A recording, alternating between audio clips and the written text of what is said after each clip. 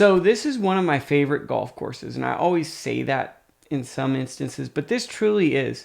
Bodega Bay, the links at Bodega Harbour, is a course that as I play it more and more, I think this is my 4th time playing the course on this vlog, each time the course gets better and better. Now, I will say this course per capita has houses very close to the course. The more I play it, they don't feel as dramatically close as the first time, but if you hit the ball off the heel of your club or you miss far right, you can hit a house, and that's something to be aware of on this course. Now, I love this course because the designs of this course are very links-inspired golf, and it's with the wind and the ocean views and these unique greens and undulations. It's something I don't get very much in California, and I truly wish that I lived closer because this is a course that I wish I could play often because it just brings a smile to my face. It's in my top 10 of favorite golf courses, and if you play it during the weekday after 3 o'clock, it's $32 to walk the course, which it's kind of hard to find a better deal than that. This is a truly incredible golf course. I would take between 10 to 20 balls to be safe. If the winds are whipping, you're going to have to take a good attitude. It is a challenging course. It's made by the same designer as Spanish Bay, and I always feel like I compare every course to Spanish Bay, but it has elements of Spanish Bay, especially when you get closer to the water with 16, 17, and 18. But honestly, it's its own animal that weaves up and down through elevation changes. And it's one of the best and most enjoyable courses I feel that is fun for an elite golfer and the average golfer. Oftentimes golf courses that the elite golfer like, the normal golfer couldn't play.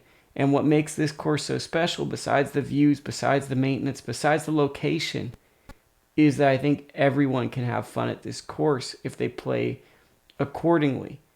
It's a special place, and I highly recommend this. And I hope you enjoy this footage because this is a course that I think throughout my life I'm going to have fond memories reminiscing on.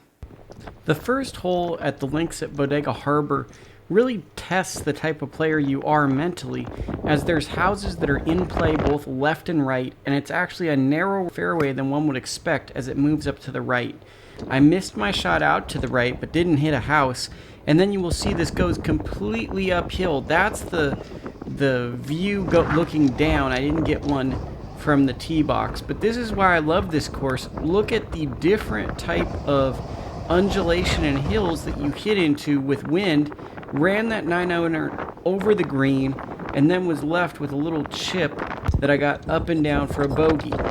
Now you continue onward up this hill across the street to the second hole, which is a short par 4.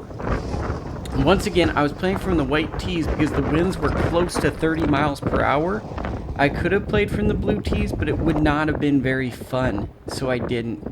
What makes this course so much fun is the type of shots you have to hit. I couldn't get the camera to stand up, so I had to film that from a side angle. Came up a little short and got rejected as it hit the false front and came back. Hit that shot right there, and the camera got knocked down, to leave myself with a very decent and makeable putt for par, which I converted on, which shout out to me, that was a pretty good feeling. The back of the green also has this bunkering layout, as this second hole is a very birdieable hole and a very fun hole. You weave through the housing complex and find yourself at the third hole, which is a par 3.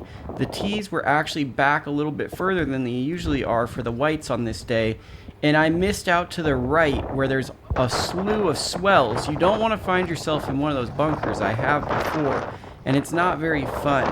What's nice about this is I should have missed to the left, in all honesty, because I would have given myself a better chip.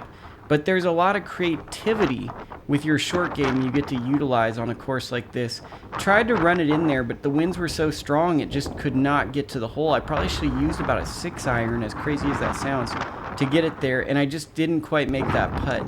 But once again, that is a really fun hole, and look at the thickness of the rough. So you cross the street, and this is where you get to probably some of the most unique holes of the front nine. There's a bird right there. I don't know if that was a real bird or a statue, but it was still pretty neat to look at. You get here, and this is the hardest hole on the course, is the 4th hole, which is a par 4. It overlooks the freeway you get into the property on. It goes up a hill. There's hazard all on your right, so if you slice it, you're out of play. Hazard to your left, a big bunker on your left that you could try to carry, and bunkers in the fairway. So this is all about the position you put yourself in, and then depending on the wind, it plays 1 to 2 clubs longer on top of being an elevated green. And this is showing you how the wind was on this day that I actually set up my camera and it fell. Hit a really good shot. You won't see where it went, and it actually hit this false front that you're going to see coming up. It was right at the pin, and I didn't have enough carry, and it just bounced off of that nose like swale and ran back down, and you're going to see it in a second. So not really a bad shot, but it wasn't a great shot either. Couldn't come up short, so I had to get that one in the air going into the wind, and that was just a tough shot. Came up short, but I will take a bogey on the hardest hole. Now this is kind of like what you'd call a gimmick hole. So most people, I'm going to show you the sign, like it's like you're supposed to lay up or whatever, shot requirement. They want you to hit a short shot, another short shot. Play as a true 3-shot par 5. Totally not doing that. So just ripped a driver. Yeah, make fun of my swing. It's weird, but whatever. I really got a hold of that one. And now this is all the crap that you could get into. This is the first fairway, and then this is the second fairway. There's hazard all the way down the left, and it's basically unfindable balls to the right. So you have to put your ball in play, target golf. I actually got my ball down to the second area, had a 4-iron in, and connected with it pretty well. And that shows you what the landscape is. There's the hazard I had to fly over, and then if you look, that's the bailout zone if you're going to play it as a 3-shot hole. So this was my eagle putt. Just basically, I just hit that as hard as I could and was hoping the tripod would stay up. Move the tripod, and this is for birdie to get a stroke back, and you're going to see this all in real time because I make it, but also to show that this channel has some, like we care. We don't just fake our scores or whatever. We show you the good and the bad. Drill it. So that was a great feeling.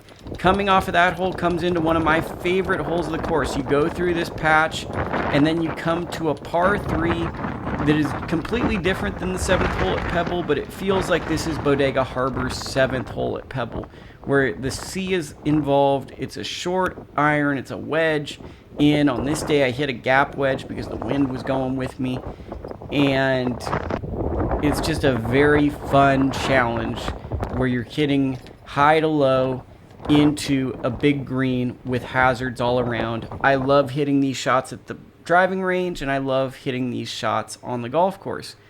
Very long putt, misread it, totally thought that was going to break, and then this is just kind of a bummer, but it happens. That just broke a lot at the end, so 3-putt bogey, it happens. I think the wind actually pulled that, watching that in hindsight. I don't think that was my putt, actually. That's interesting.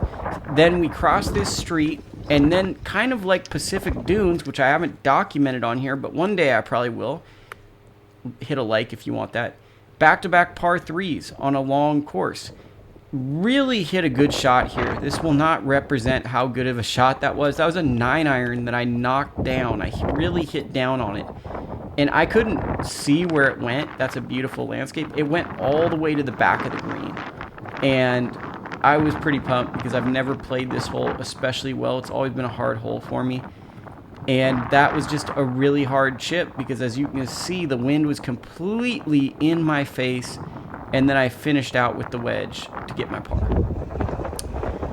The 8th hole is a par 5, and this was completely into the wind. I missed my drive, but I actually learned a lot about driving better on this day. So maybe you're going to see better Lukie driving rounds, because there was a spiritual element to this round of playing in bad winds where I had to slow my swing down with my driver, and I was actually a lot more accurate. Hit my 3-iron there. Didn't get the best of it, but that wind, you couldn't get the ball in the air at all. tried to hit a wedge, and then the wind just took it and just repelled it and pulled it down to earth. I really didn't have a shot for that, and the way that the mound is built, it's very hard to hit a shot there to bounce it in. So it was just a tricky shot. Left with this undulating shot where I had to have the blade wide open, and then this was for par, and I just couldn't make it. So a bogey, but I will take that. This is a hard round. I really love this course, and it's just an enjoyable round. The last hole of the front nine is the 9th hole, and once again, you cross a piece of property. This is a drivable hole for longer hitters from any tee box, typically, if the wind's not in your face. But look at how the houses are close to the field of play. So keep that in mind if you have big misses, because this is a course where you could definitely be intimidated because there are a lot of expensive homes